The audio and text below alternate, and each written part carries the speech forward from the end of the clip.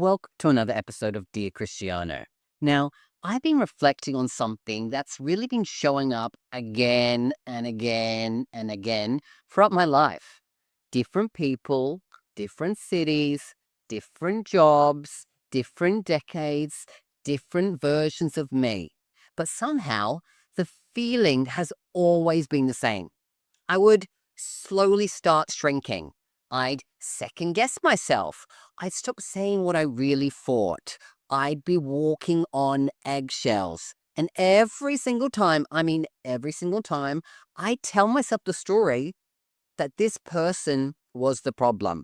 But recently, I've started wondering, what if there's a pattern there? And what if the pattern wasn't about them? What if the pattern was about me? Now, I want to talk about this because the pattern is with women. Not all women, but a certain amount of women. It's always the situations have only happened with women. But what I want to start out by saying is has nothing to do with them being a woman. What I really think it has to do with is that in my life, I let women in a lot closer than me. So whenever if there's a situation with someone where there's a pattern and it's women, it makes sense because I really don't let a lot of men into my life that to become really close. And that's not because I have a problem with men, or it's just that I naturally gravitate towards women, especially throughout my life, earlier in my life, as I've grown and evolved, and I had, grew up with bullying and things like that. I definitely had some issues with that. I've worked through those there, but the pattern has evolved. So I really want to talk initially about how the pattern has evolved with each of these people, because there's about 5 or 6 of them that I can really recommend as I was getting myself ready for this and really pondering on it, because one of them is a recent thing. But most of them have happened, 10, 20 odd years ago. So it's a pattern that's showing up. There's been a lot of space in between it. But as I'm reflecting, as I'm growing, as I'm kind of doing this podcast and really trying to, work through what's going on, I thought, let's get on and talk about this because I'm probably not the only person that has a pattern in their life around other people. And so from when I was trying to get back to where it first started, and the first instance that I can remember was around 2021, and this is the first time that I moved out of home, and I moved in with a friend, I guess a colleague from work, and a friend. Before that, I really didn't have any close friends, especially close friends throughout school that this situation would happen. So this is someone that I would class as one of the earlier connections I've had in a friendship way. Now, I moved into a place where she was already living with another roommate, and this other roommate and her had a massive falling out. And the girl, they had a lease together, and in order for it, for them to do it, they had to find someone else to move in. So automatically, you know, not automatically, but in the situation here with a friend, I was also in a position where I wanted to move out of home and see what it was like. I said, yeah, I'll move in with you. Now, some might say, hang on, she had been falling out with a friendship. Is that worrying to you? Back then, I didn't think about that. I didn't have that, thing to work with. So anyway, I move in with her, and quickly I realized that everything when it came to the house, to how everything was set up, to the groceries, to all of the things, this lady wanted to make all the decisions. So, when it came down to the kind of couch we had, the kind of carpet we had, the food that was in the fridge, who got to have the better parking spot, the bigger room, the one with the ensuite, all of the little things, the little rules.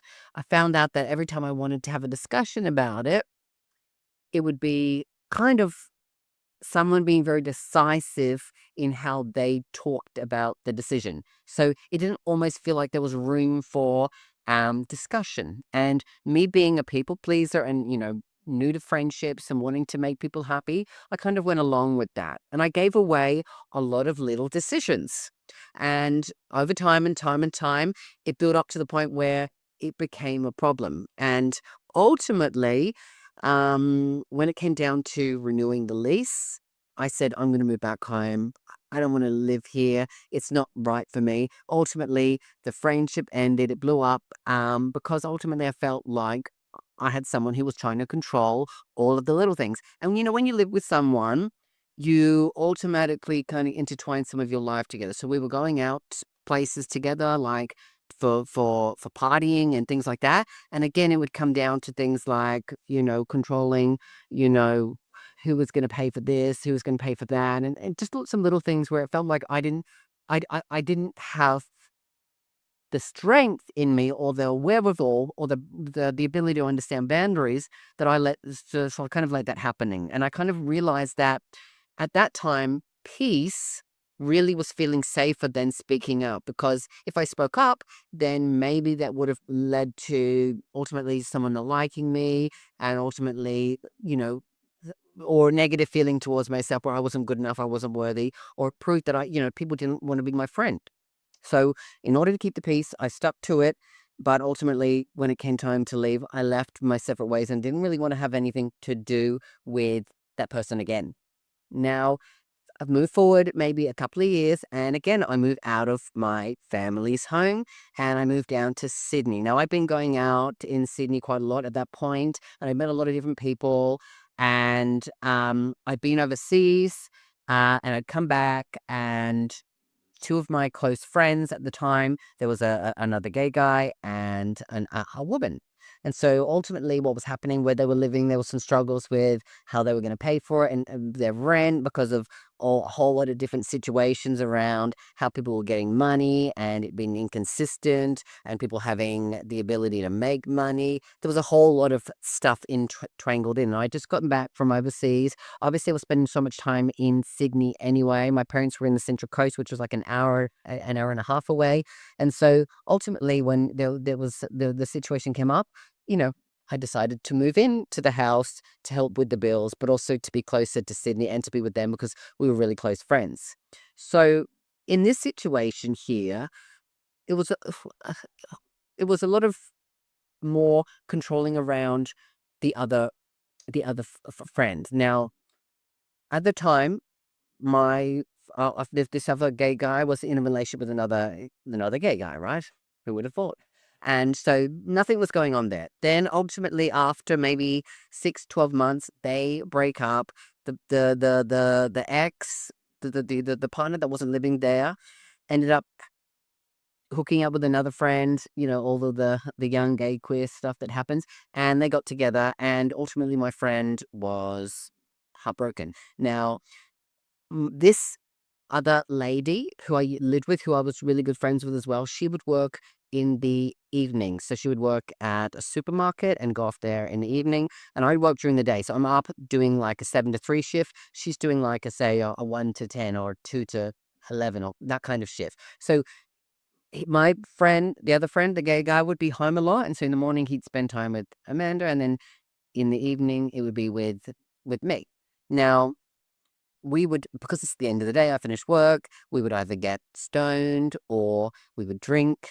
And, sometimes one thing led to another. And, my friend came on to me. Now, when this happened, we all kept it quiet. But there was a time when my friend who worked late came home earlier, and we were upstairs in the bedroom and we were like tipsy and kind of like laughing. So she didn't have to really ask what was going on, because she never really came to me about these things. But whenever she had an issue, it would cause a big thing, and her and my other friend, the other roommate, would get into it, and they would do it usually when I'm not there.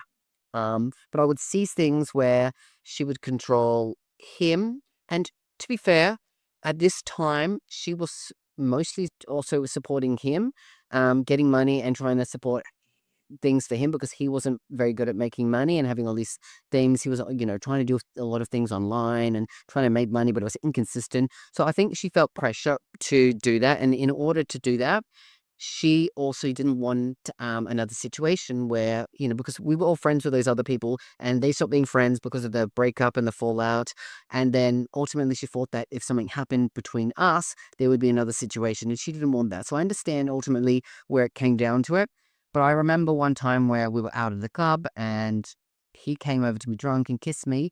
And she came over and slapped me in the face. And, back then when you're in those moments, it felt a lot like someone was trying to control what I was doing. I was, confused. I was young, a young gay guy looking for love, and have a roommate who's kind of interested in me and trying to do stuff, and it was oftentimes hidden, but it was never that hidden because we had a big group of friends, and then one person would say something to one person, or it would get caught, or you'd see someone touching the hand in the wrong spot. So it's hard to hide these things when you go out and you drink and you party and do all the things, because something naturally happens in a moment where you don't think anyone else can see it, and it does, and then it gets talked about. So ultimately, you think you're doing well, but it doesn't matter.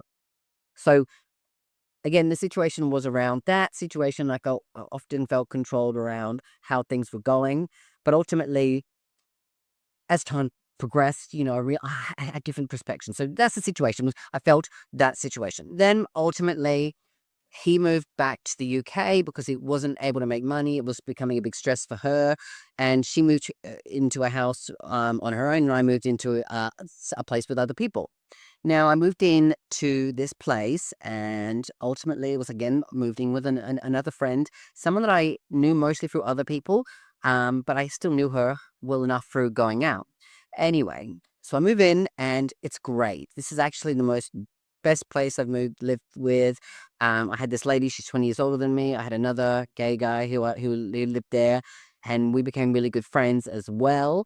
Was like maybe a few years older than me. So it felt like a very good vibe. Now I lived there for like a good few years. And so for the first year and a half, I became really, really, really, really, really close with this lady.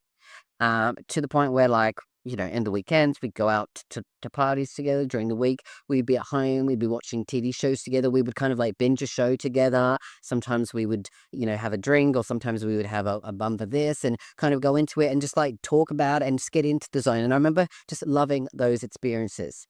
Now, there was also a lot going on in that lady's life at the time.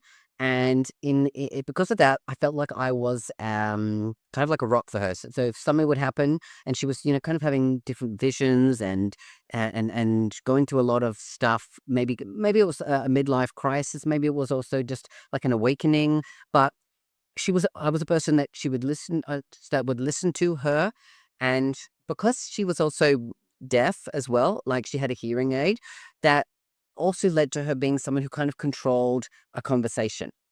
Now, when I say control a conversation, it was like where she wouldn't, if she was talking and there was a part where you would interject, she would talk louder over the top of you to kind of gravitate and take back control of the conversation, to the point where sometimes it felt like it was a very one-sided conversation. And to the point where sometimes she would come home and it would be all about her, and she wouldn't even ask how your day was or what was going on. And it kind of felt, again, like a situation where one sided, where I was like a sounding board for someone. And now I don't mind that at all. It's totally fine. But it came down to points where certain things would happen, and maybe I wasn't available or I was doing something else. And then ultimately I felt like I was getting told off for not being in this place where, we never had an agreement to do it or whatnot. And I felt a little bit like the guidance of someone who was older felt like she was using that voice to kind of almost mother me and in some ways control me. That's how I felt at the time.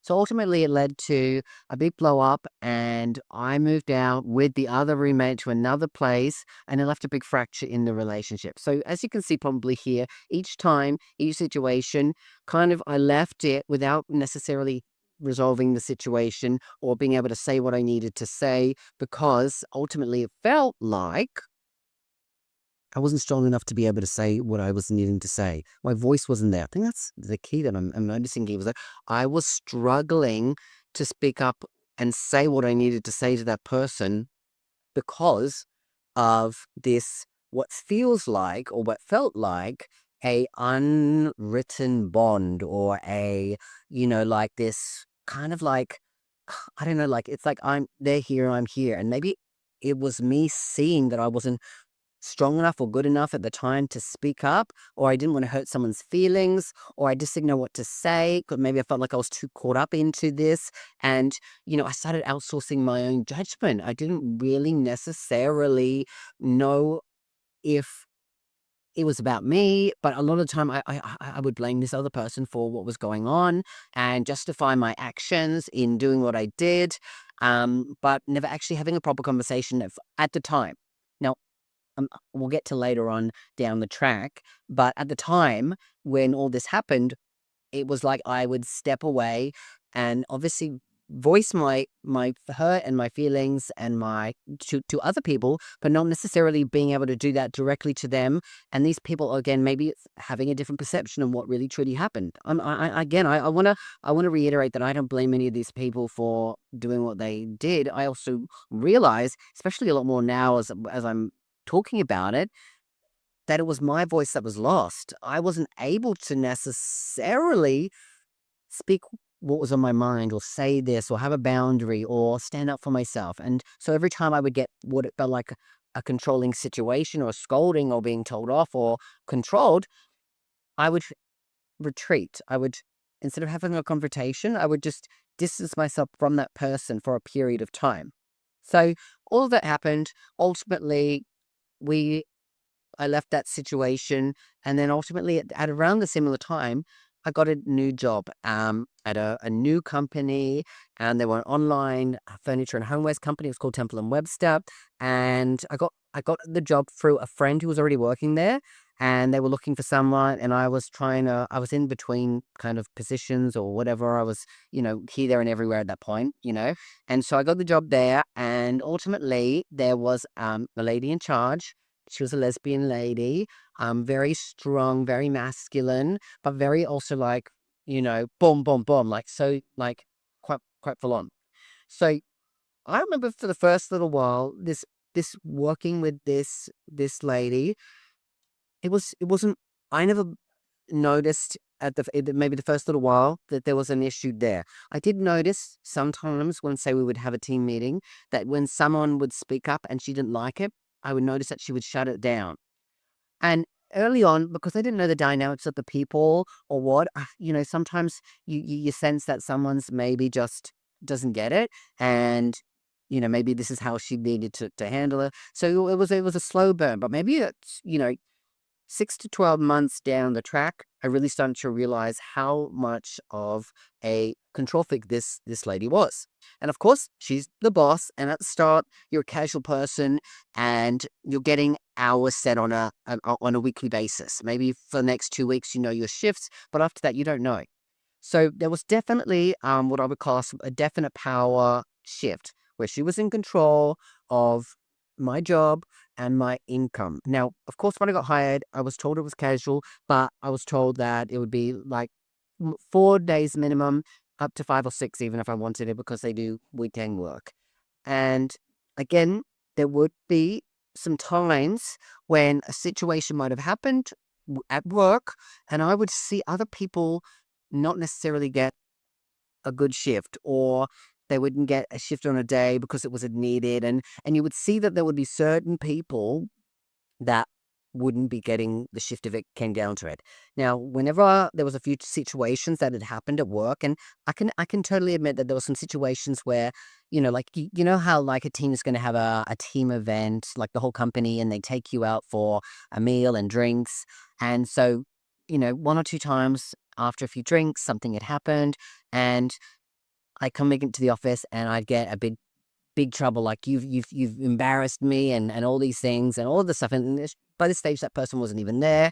So I like, I'm getting the scolding. And so I remember having a point where I would have fear of going into the office because I knew that this lady was going to treat me well. Now, I also knew that I was, if not the best, one of the best workers when it came down to it. I was working in customer service. I'd been doing customer service for years, so I was very confident on the phone. I was confident and quick with how I knew what to do with it. I was quick at picking up processes and resolving things and figuring things out. So I was always someone who would be fast at it. So I also knew that there was a level of like feeling like I felt like she felt like I was going to take a job or something like that. And so as the years went on, where she felt less and less confident in the role, and as you could see after a while, like when we first started, like there was like 4 people in the role. So maybe her skill set of being a manager or a boss was of a small team, but as it grew to, I think it was around 20 when ultimately she never worked there anymore. She wasn't handling it. She was melting down. Like, the team had grown. She didn't know how to handle it. And, everyone's upset and there's new people and she couldn't handle it. And so when there's someone who would just step up and just handle things, because ultimately a lot of people wouldn't go to her because one, she didn't necessarily know the answer. And two, if you asked her something, and she thought it was a stupid question, she would embarrass you in front of people. So people wouldn't go to her and they would ultimately be coming to me. And so she would see that. And again, I would feel like instead of, being happy that it's getting sorted out, you would tell that there was this level of jealousy. So all these little things fell into place. And ultimately, it got to a point where I really felt deeply bullied. And I knew that almost every single person in the team felt that way because, again, I was someone that people would come to. And when a situation would happen, you'd get people messaging you on chat, or, you'd go to the pub after work because you just had a shit day, and other people would come from the office and you just wanted to bitch and vent. So people would know about it, right? So all of that led to a situation where I felt very controlled, very bullied, very taken advantage of.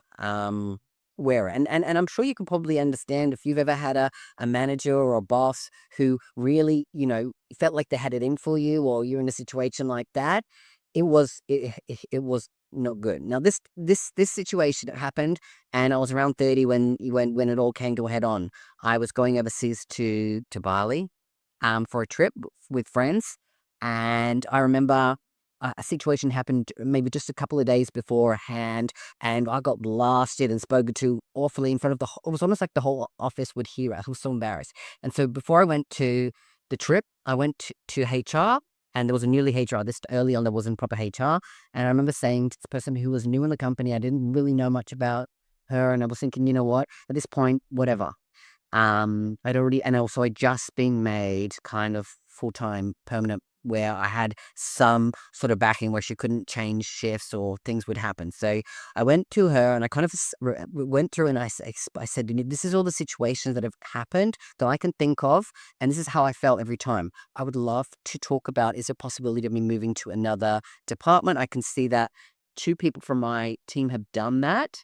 And I know because I've spoken to them that they have said to you situations where they felt uncomfortable. Now, I would love to figure out a way to do this because I can't deal with this anymore. And I'm at my breaking point. I don't know. Like for me, it's this, or I might have to leave this company. Anyway, I go on holiday, I come back after 2 weeks, and I realized that a lot had changed. The situation with this person had come to a head on.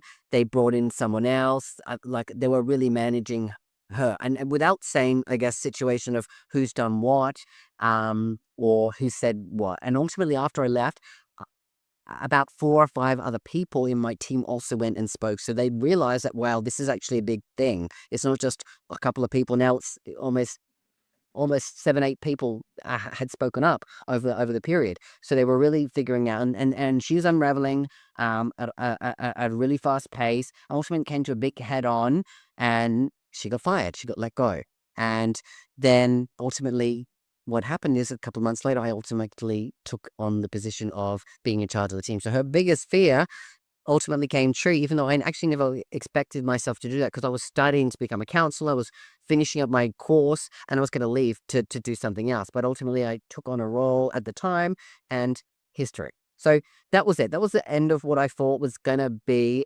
my pattern. I remember thinking about the pattern and going, well, like it's always weird for like someone who is like a strongly spoken woman. And so again, I'm not reiterating that it's women. It's just, again, a lot of the times in the situations with people where I have these relationships with are women because I've naturally been closer to them.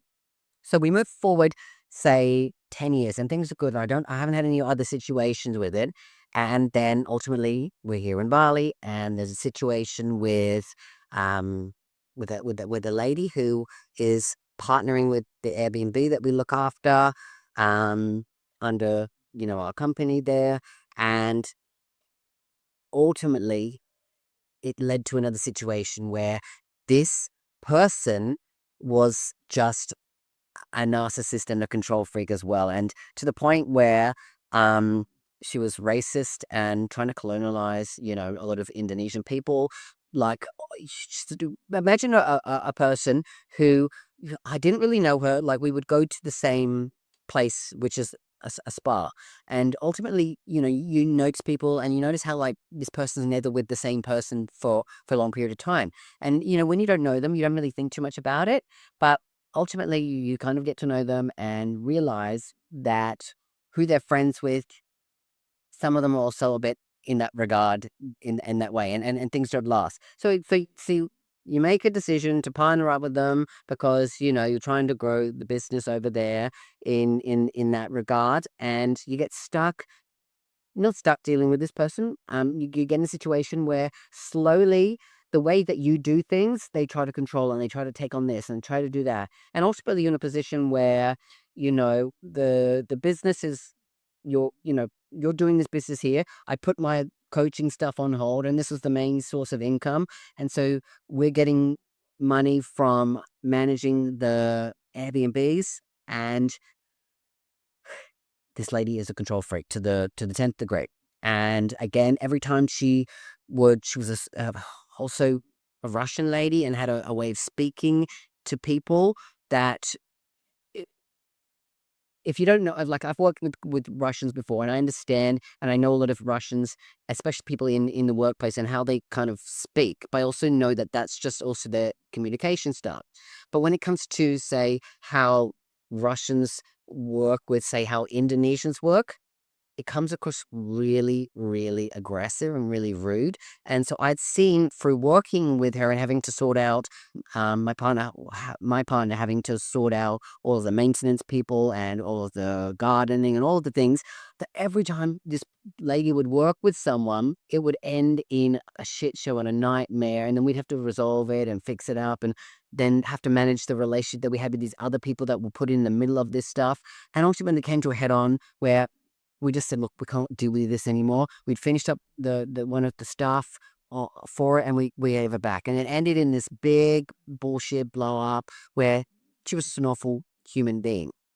Now, I stay professional. I try to end it in a good way because I don't want to have any problems with people here. And I ultimately think, what, if I can end the situation and just close it all off, be done with it, then I don't have to ever deal with this person again if I don't want to. Yes, I might run into her in Bali and also maybe at the spa, but I can say hello and move forward without it. And so yesterday actually was the first time I saw her in a few months since the whole situation had happened. And I'm coming out of the steam room. I had like all this steam in my eyes I couldn't see. And she's like, oh, hey, babe.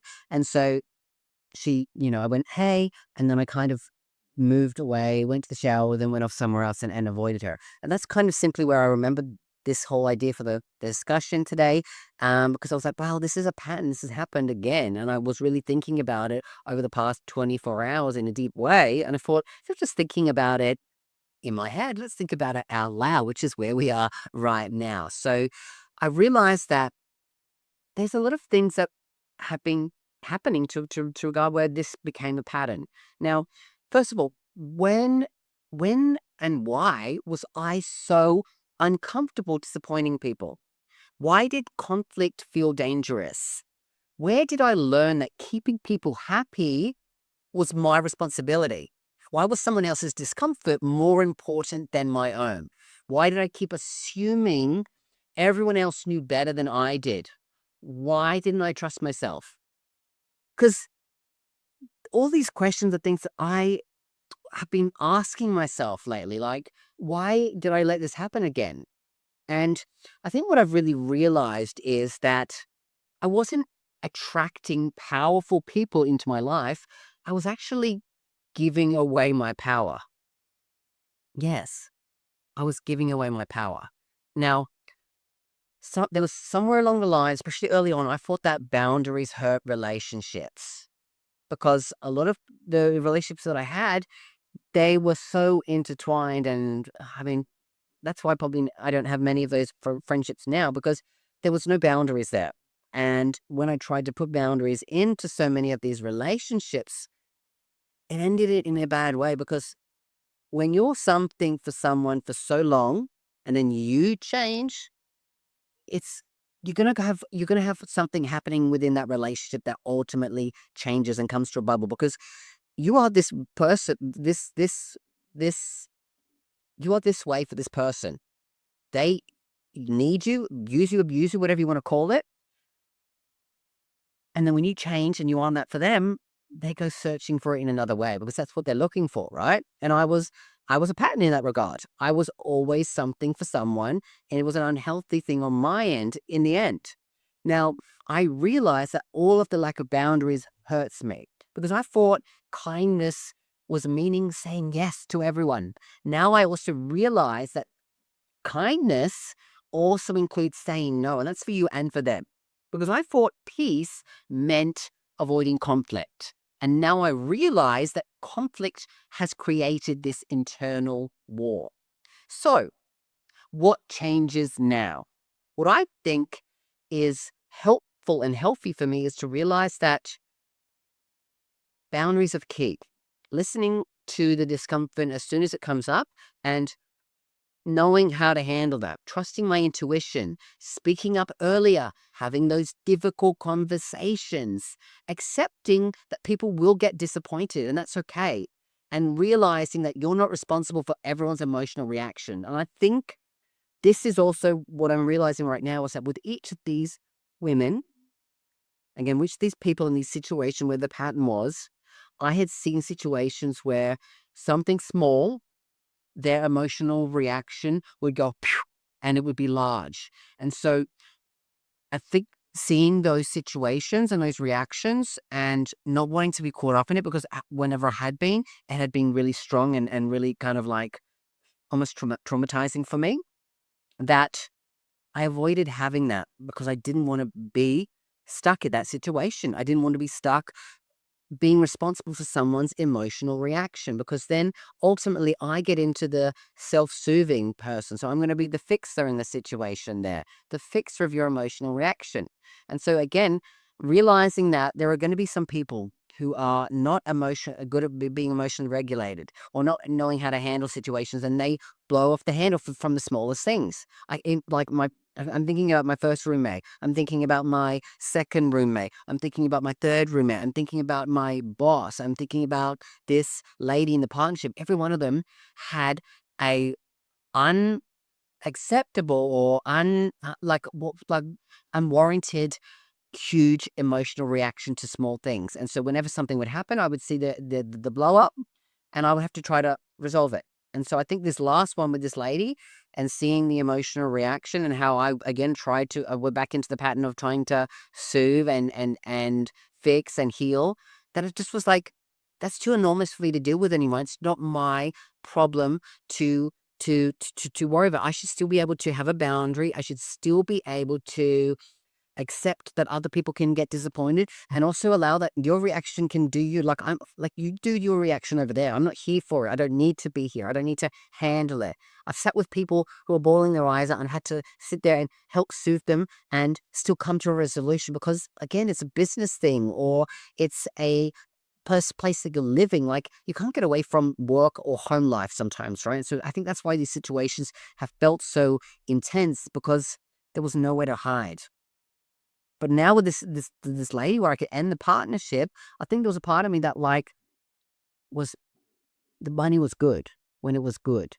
And the idea of giving it up was the fact that I wasn't trusting myself that something new could come in as well. I think that was the big thing as well, was that I wasn't trusting that like the universe gives you what you need and they also let go of things when it doesn't serve you. But there's also a new door that opens and that could be more glorious if you trust that it's there instead of having the fear of it, you know? So I'm not recording this because I've mastered it at all, because there's no way in hell that I've mastered it and I'm still growing. But what I'm trying to record is because I think that I'm really trying to, I'm not trying, I'm finally understanding it.